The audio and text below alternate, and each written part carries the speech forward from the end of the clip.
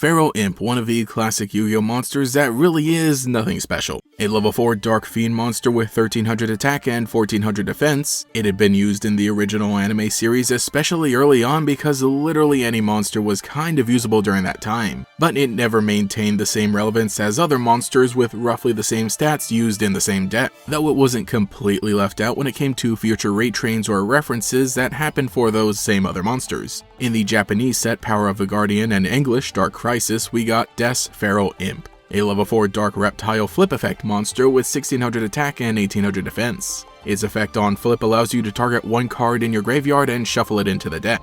From the get-go, it doesn't really seem like these two monsters are even all that similar. Sure, they both kind of vaguely fit the description of an imp, which is a mythical creature in European folklore, basically a goblin-esque creature that causes mischief, often represented in various forms, sometimes more animal-like and furry than their goblin cousins, but still just as troublesome. But of course, once we look at the Japanese name of these two cards, things begin to make a little more sense. Feral Imp is simply known as Gremlin, while Des Feral Imp is known as Death Gremlin. And here's where it gets interesting. The word gremlin is yet another sort of generic word for mischievous little creature known to torment humans, again similar to goblins, imps, and the like. But gremlin doesn't have the same folkloric history as the other creatures, because the term first arose around the 1920s, a slang word created by British Air Force pilots stationed in the Middle East and India, meant to personify devious creatures that were the cause of technical mishaps with planes and other equipment. Being such a recent term, I doubt anybody actually believed that gremlins were real, but they were used as a way for people to explain away malfunctions in a funny way while even serving as a reminder to practice caution in the workplace. The term was later used in future media here and there, but it gained most popularity with the 1984 film Gremlins. And because this was such a relatively new word being used as the title for a popular movie that maintained social relevance, there's no way for anyone to hear the word gremlin without thinking of the movie. And so when it came to translate the original card into English, I suspect that was something they wanted to avoid.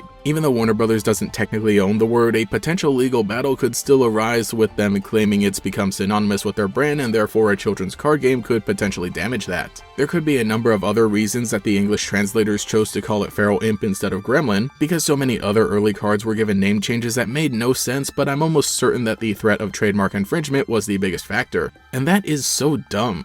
Though the cards are pretty clearly a reference to the film. Maybe it isn't as clear with Feral Imp, but with Des Feral Imp it's pretty obvious. The scales, the horns, and even really its relationship with the furrier original monster, though in the anime the original Feral Imp had an appearance closer to the gremlins in the movie. Anyway, it wasn't until years later when in Lord of the Tachyon Galaxy we would get the ultimate king of the Feral Imps. This is a generic rank 4 Xyz monster with a once per turn effect that allows you to detach an Xyz material to search your deck for any reptile monster and add it to your hand. And this card was pretty sick. Being printed at only common rarity made it extremely obtainable. Though its effect wasn't super helpful to everybody, it made for a great way to make reptile monsters a little better. It was mostly used in rank 4 toolbox decks because it could be made with any two level 4 monsters, and could search out the card Kage to Kage, which can special summon itself from the hand when you normal summon a monster, allowing a follow-up rank 4 play the next turn or even the same turn if you had enough monsters and special summons. I do also love how perfectly it fits with the concept. As we see in the artwork, two smaller monsters pop out of the king representing the two reptile monsters that you would search from the deck. And it's yet another reference to the Gremlins film where a Mogwai would duplicate the same way if it got wet.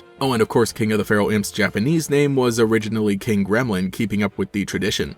It was never really an iconic monster, but it was one of my favorites, mostly because I played a bunch of rank 4 Xyz decks at the time. This series of monsters is yet another that I would just love to get even more support and build into a proper deck. I think that at the very least it's a good thing that even though their name was changed from Japanese to English, they all have the same names after the translation as well, making it possible for there to be a Feral Imp archetype in the future. They all share the dark attribute and the level and rank 4, so technically you could play them all together as they are, but they lack some true synergy and powerful plays. King of the Feral Imps can't search for the original Feral Imp, and Des Feral Imp is a flip effect monster that is counterintuitive to being used as Xyz material. I could imagine some more monsters that are hard once per turns that allow you to special summon them if you control another Feral Imp monster, or that can special summon others from your hand or graveyard. Heck, if you even need to put any restrictions on them, just say that you're locked into only summoning dark reptiles for the rest of the turn. There's already one of the best searchers in the boss monster, so having a bunch of swarm tactics built around that to maybe even summon another rank 4 with an even more powerful effect, that wouldn't be too far-fetched. I mean, with all that other decks can do in a single turn, why shouldn't the Feral Imps get a buff?